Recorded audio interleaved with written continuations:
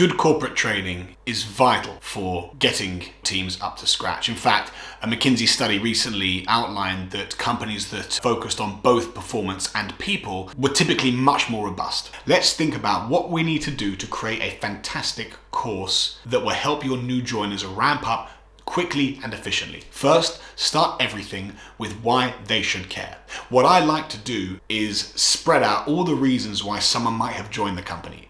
You've come here to earn money, you've come here to get promoted quickly, you've come here to learn, you've come here because it's a startup, etc., etc. Then, spend time connecting your training to those successful outcomes. i.e., if the person is money motivated, show them how that training will lead to making more money at the company. If that person wants to be promoted quickly, show them how that training is going to let that happen. Then you start your content. And remember, the first thing here is to bring retrieval learning in as early as possible. This means pop quizzes. This means exercises. This means discussions. It means anything that brings about a person's need to pull the information back again. Don't just PowerPoint, PowerPoint, PowerPoint, and then on to the next one. Give them a little bit of information, then quiz them on that information. When you go into your second class, remember interleaved learning. Start with a recap of the first class, maybe even a pop quiz of the first class. Remember, you're flipping between the topics learned in this first class and then bringing them back in the second class. You've even managed, if there is a day in between those classes, to create spaced learning as well. As you go through the curriculum, there are going to be things that are massively important and things that are less important.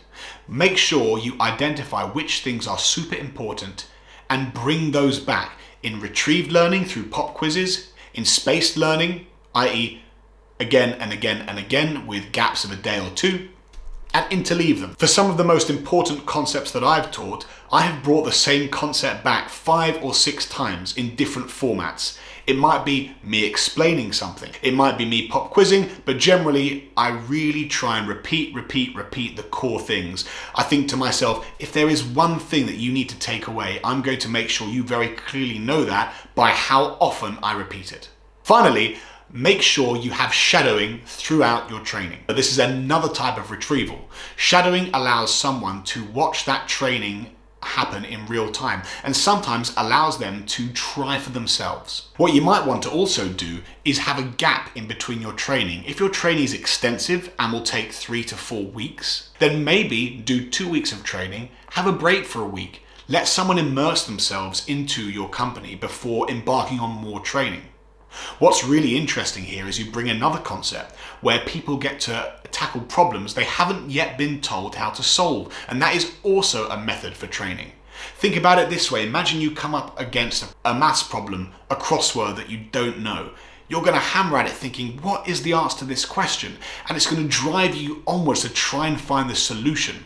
This is an intellectual curiosity. This is pull-based learning. Once you've got your training completed, you want to make sure that you encourage pull-based learning through a really strong LMS and a really good internal wiki. A good internal wiki means that I can say, how do I do X in a search box, and I'm going to get the answer. At the beginning of your journey, you're not going to have many of the answers, so I would always advise the team that if they cannot find the answer, it doesn't exist, then it's their responsibility to write the answer down. It doesn't need to be perfect the first time because an imperfect set of knowledge is better than having no knowledge at all.